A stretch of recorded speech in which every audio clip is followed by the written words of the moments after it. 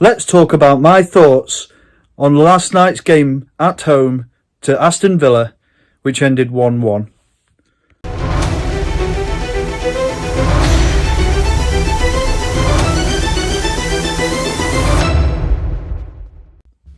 So we'll start with the lineup from last night's 1-1 draw at home to Aston Villa. So first of all, Martin Dubravka. It's so great to see him back, man. He was magnificent last night. He really put a shift in.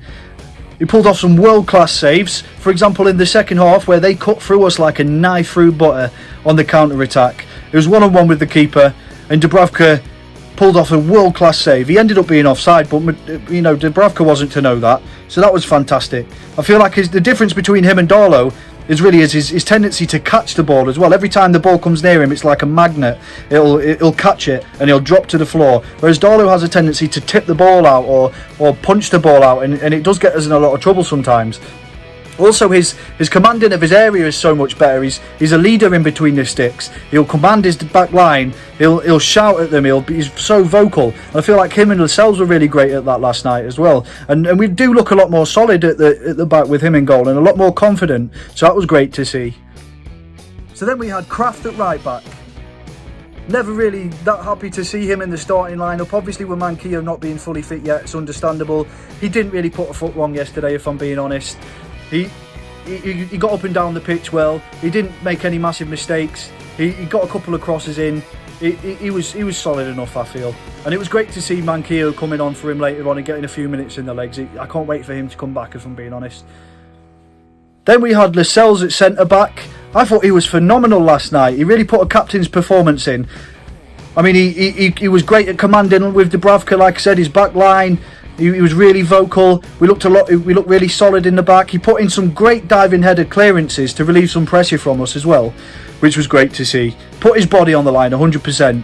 And obviously to net that equaliser as well in the last ditch. I mean, that is great to see. He was amazing for us yesterday, and hopefully we can see some more of that, because a lot of people, including myself, have been doubting him recently, and if he puts performances like that in, I'm sure he'll win us over again soon.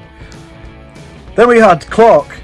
Clark is Mr. Consistent. I feel like it's really unfortunate that the goal was given as an own goal against him, because it wasn't really his fault. Like I say, it was unlucky. The ball just bounced off him and went in.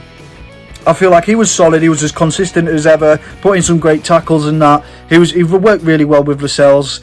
Looking forward to Fernandez coming in, but Clark's not really put a foot wrong for us, so I'm unsure as to where Fernandez will go, because it doesn't seem like Bruce is going to let Lascelles go. I don't think he would. So I feel like Fernandez will probably come in for Clark, but Clark is always Mr. Consistent performer, so happy with his display. Next we had Dummett on the left. It always makes me a little bit nervous with Dummett on the left, because it's like, how are you going to get forward? However, he was awesome last night. It was amazing. He's so solid at the back. He's the most solid left back we've got at the club, I feel, defensively. And I feel like he always wanted the ball last night. He was always there to receive the passes, and then he would put crosses in. He did play so well, and he played well at both ends of the pitch, which I'm really happy to see. You can tell how much the club means to him, because he does put his heart on his sleeve. He gives 100% every time he plays. So yeah, really happy with his performance. Shelvey. I'm so sick of him on the pitch. I'm so sick of him being in the starting lineup like he deserves it. The only thing he's known for is his passing ability. He's meant to be this world-class passer of the ball. However, when do we ever see it? Last night it was dreadful, man. Everything about his play last night was dreadful, I think. One or two decent tackles, but that was it. His passes, no matter whether they were 4 yards or 40 yards, would always go to a Villa player. He put us in so much danger. If it wasn't for Hayden being behind him to sweep up and make them amazing tackles that Hayden was making, then we would have been in the shit so many times. So I feel Shelvey was terrible. And there's changes to that formation I feel like I would make, and Shelvey would be taken out for Miggy, who would play in the number 10 role 100%. So then we had Hayden. Always one of the first names in the team sheet for me. Mr. Consistent, absolutely class. Picked up and swept up and really, saved our arses when Shelvey was giving away them silly passes. And him and Willock worked really well together. As a ball-winning midfielder, Hayden is absolutely unreal. And him alongside Willock, who carries the ball up the pitch once Hayden's collected it, I feel like it's a great partnership. Shelvey needs to be taken out that team, but can't fault Hayden whatsoever. He was great last night. Willock, missing piece of the jigsaw, absolutely. The way he picks up the ball from deep and runs with it, he doesn't make silly passes. He's always looking forward all the time. He'll run forward with the ball. He'll take a couple of players on. He'll get a key pass or two in. He's just great. And I can't wait till the front three are back, because once he's got someone to pass to who can do something with it, I feel like he's going to be definitely the missing piece of the jigsaw. He was great last night too. And a lot of great things were said about him by the commentators as well. So it's, you know, he definitely put a shift in. He's solid as a rock, I think. Joe Linton, never a name you want to see on that team sheet, is he? However, he put in a pretty solid display last night. He was up and down that pitch. His energy was amazing. His work rate. He made some really good interceptions and tackles high up the pitch. He was pressing really well to really set us on a way to you know, get a chance. He was a real handful for Tyrone Mings, and he was up and down that pitch. You can't fault his work rate last night and his energy, his enthusiasm. However, it's his final decision making that really lets him down, isn't it? He's used to being in Germany, where he's got a few extra seconds to take a touch, have a think about what he's doing, but he doesn't get that in the Premier League, and he's never going to. So he's just not right for us. I mean, he had a couple of opportunities to play a pass last night, and he would trip over the ball with his spoon feet. You know, he had that opportunity to shoot, and he decided to pass when there was their box was congested enough. He should have shot that, and he probably would have scored. But his confidence is so low. Well, that's the excuse people are giving anyway. He just doesn't have the necessary ability for a team like ours or the Premier League at all. But he did put a lot of effort in last night, so can't fault him for that. Then we had Fraser. Fraser's magnificent, and it's so great to see him back from injury and starting to play week in, week out. I know we don't really have a choice at the minute, but the crosses he puts in are just great. They pinpoint. He's definitely the best crosser of the ball in the club, I feel. His pace is second to none as well. He's so quick, man, and he's so direct, and he'll just run. And he gave away, he won us so many free kicks yesterday because they just couldn't handle his pace.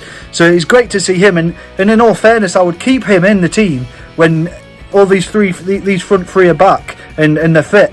I would put him on the right wing, ASM on the left wing, Miggy in the middle as a number 10, and Wilson up top, and take Shelvey out because he's pissing me right off.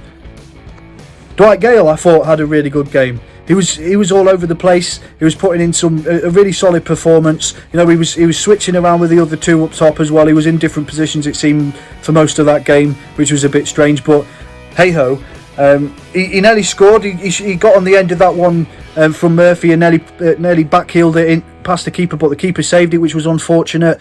It was good to see him putting a really good shift in. He always looks so miserable though, doesn't he? He's always pulling a really sad face. So a bit concerned about that. Let's start with the substitutions then. We'll start with Manquillo. So Manquillo is so much better than Kraft, isn't he?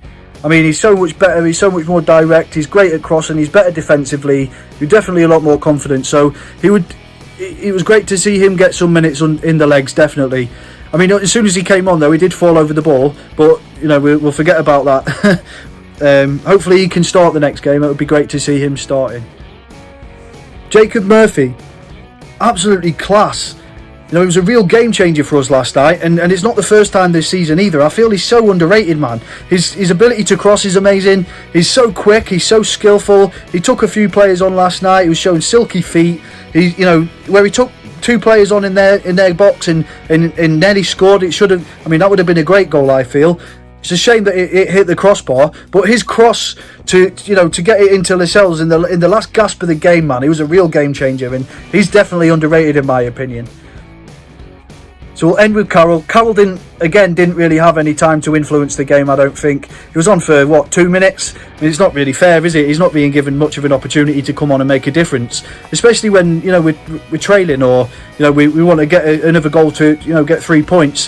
Why not bring him on earlier? What's the crap with Bruce and bringing subs on really, stupidly late? Villa had made all of their subs by about 60, 70 minutes, I think. And we're leaving all of ours till the last 10 minutes. It's just mental. But anyway, we'll move on. So just to finish off, guys, to review the game, I feel before the game I would have taken a point. I mean, we started brightly. We had some really good spells where we were really putting a lot of pressure on them. It was just a shame we didn't have any end product. So I feel we played really well. It was a game that kind of should have been a draw, though. It deserved to be a draw. Neither of the teams really had any cutting edge about us. they're missing Grealish, who's obviously their main creative midfielder, and you know how dangerous he would have been last night. We would have got beaten if he was playing. We're missing our front three, so we're going to be lacking goals. I'm not too frustrated by the draw. It's better than getting beaten. The fact that we equalised in the last minute as we did was really great to see, and you know, I was so deflated after they scored, because I feel like it should have been a draw. We deserved a draw. We defended well. All of their counter-attacks we kind of, you know, we dealt with really well. And there was really solid performances through the whole pitch. So, yeah, I feel like a draw's a decent result last night. Hopefully we can go to Brighton and get something. I'm not really positive about that, though, because we always struggle against Brighton, do we? Now, Bruce pisses me right off making silly subs, you know, too late on to make any real impact. Although they did work last night, which is good. It's just a bit bizarre. Another thing to point out is, where was Jones yesterday, or last night, should I say? I mean, Jones, at the start of the game when they were all clapping for Glenn Roeder, Jones wasn't anywhere to be seen. I mean, I got told last night that Jones was actually in the stands just sitting underneath Wilson, but what is he being banished into the stands for again? That's bizarre. But anyway, we'll just think of the positives. It's a good point. Hopefully Fulham don't win today. So I'll take it. If you like the video, guys, please smash that like button. Really enjoy doing these videos, so if you want to see more of them, please don't hesitate to, you know, drop a comment down below if you want to see more, and please subscribe. It'd be really appreciated. Enjoy your day, guys. Howay the lads. All the best.